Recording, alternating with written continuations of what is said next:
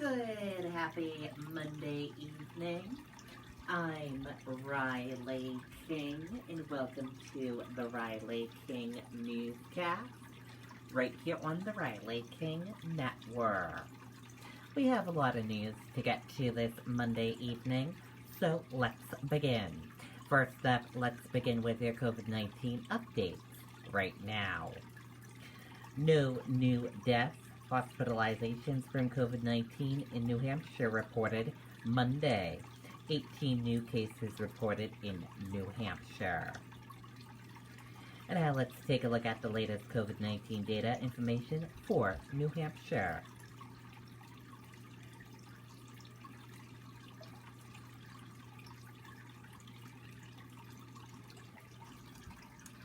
And here is a look at that information for all of you right now. There are 7,714 number of people in New Hampshire have tested positive for COVID-19. 6,535,105 number of people in the United States who have tested positive. 436 number of deaths from COVID-19 in New Hampshire. 721 number of people who have been hospitalized with COVID-19 in New Hampshire. 194, 238 number of deaths from COVID-19 in the United States. And now let's take a look at this current map of New Hampshire right here, where current cases of COVID-19 are.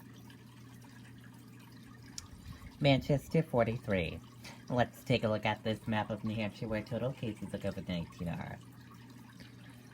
Manchester, 1987.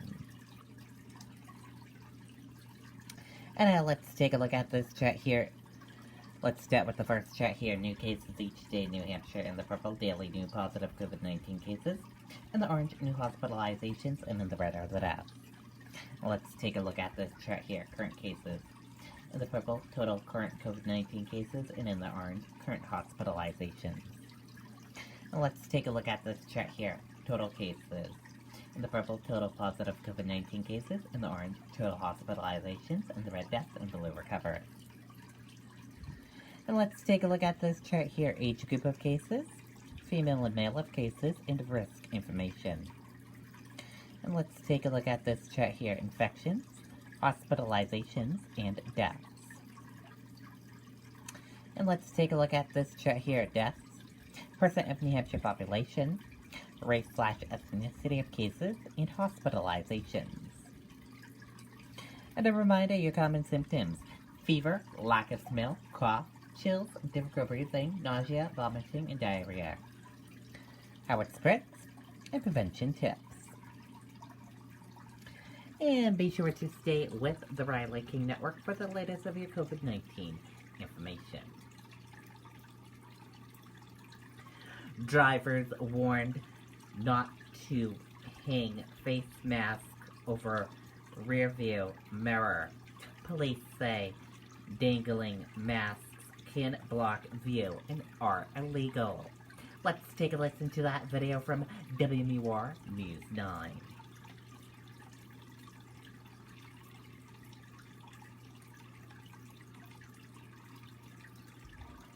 In times like these, we're all spending more time with family and more time working our land.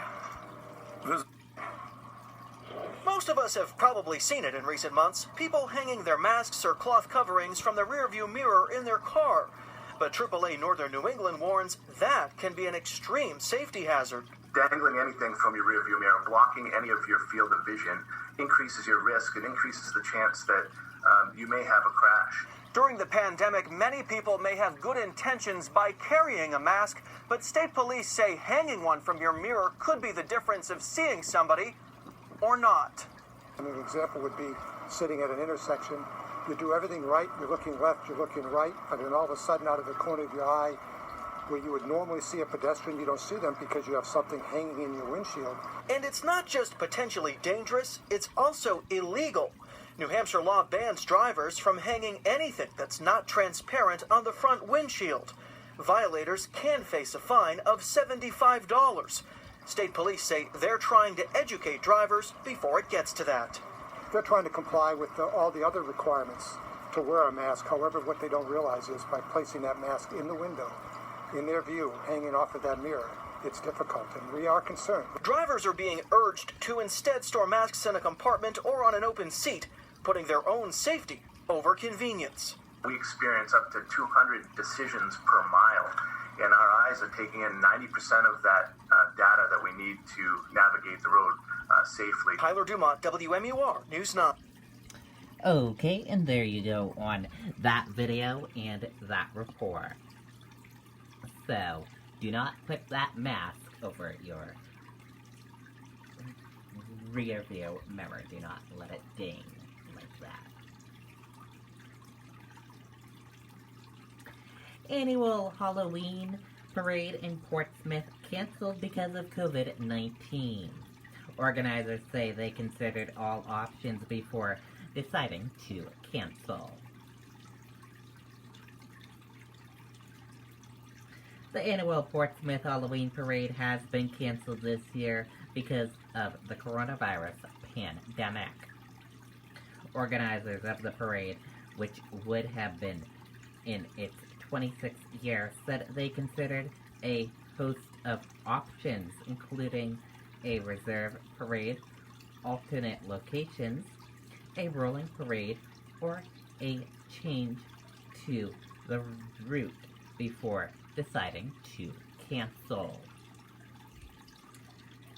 There is simply no way to keep both the spirit of the parade and participants/spectators safe during the COVID-19 pandemic, organizers wrote on the parade website.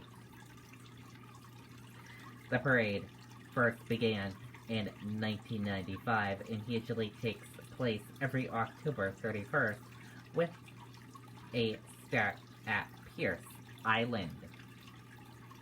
Organizers promised that even though the 2020 parade was canceled, some tricks or treats are planned for fans. More information can be found at www.portsmouthhalloweenparade.org. Republican rising star South Dakota governor plans October visit to New Hampshire. The governor of South Dakota, viewed in early speculation as a possible 2024 presidential candidate to address NHGOP fundraiser.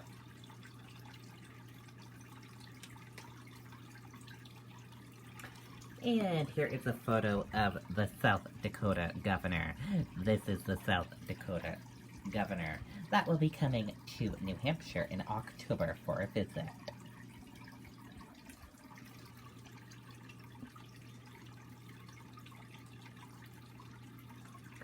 South Dakota governor, viewed as a rising star in the national GOP and a possible 2024 presidential contender, plans to visit New Hampshire on October 15th as the featured speaker at the state Republican Party fundraiser, a party source told WMUR.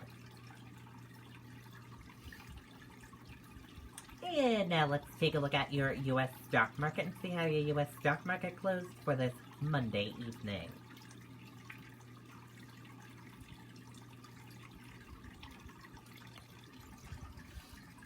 And here's a look at that U.S. stock market for all of you for this Monday evening. Your Dow Jones Industrial Average closed in the green, went up. Your Nasdaq closed in the green, went up. S&P 500 closed in the green, went up. Gold closed in the green, went up. Oil closed flat. U.S. 10-year closed flat. U.S. Euro/USD closed in the red and went down. And VIX closed in the red and went down. Sorry about that for that correction. Oil closed in the red and went down. I said flat. Sorry about that. A quick correction there.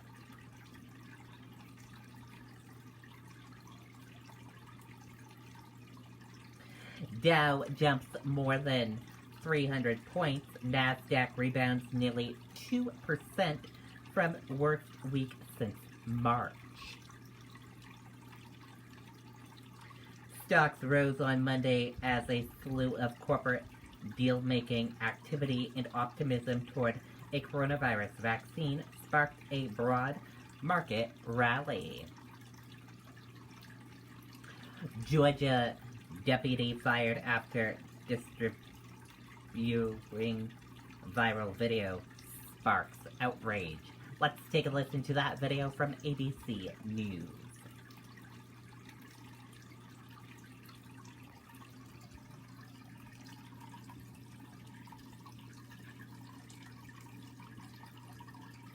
With law enforcement caught on camera in Georgia.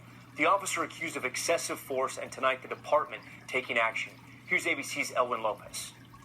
Tonight, a deputy in Georgia fired after this disturbing video went viral and sparked outrage. Clayton County deputies restraining a man, pinning him to the ground as his child and girlfriend watched. At least one of them repeatedly punching him in the face while shouting that the man was biting him. That man identified as Roderick Walker. The video taken by a bystander released by Walker's attorney. He is unable to breathe. He has at least 2 episodes where he goes unconscious. Walker later seen here in jail in a photo released by his attorney, who says Walker and his girlfriend were riding in a car that deputies pulled over for a broken taillight. Despite Roderick not being a driver, was a passenger, they immediately approached him, asked him for his ID. He informed them that he did not have any ID and that he didn't need any since he was not driving the vehicle. Walker's attorney says his client was then asked to step out of the car. It escalates to him being beaten on the ground, being tased, and almost dying. And they take him to jail. The sheriff's office has not offered its version of what led up to this incident, but in a statement saying Walker is being held now only because of other unrelated warrants that are keeping him in jail.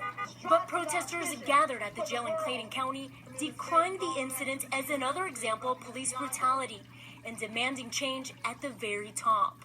The sheriff's office says their deputy was fired due to use of excessive force. The office also says that Walker is receiving medical care while in custody. Tom? Elwin Lopez for tonight. Elwin, thank you. Hi, everyone. George Stephan. Okay, and there you go on that video and that report. And that does it for this evening edition of the Riley King Newscast, right here on the Riley King Network. Thank you for watching this evening edition of the Riley King Newscast. Have a great rest of your evening. I'll see you back here tomorrow for another newscast. I'll have a news report coming up in a little bit. Good night and bye, everyone.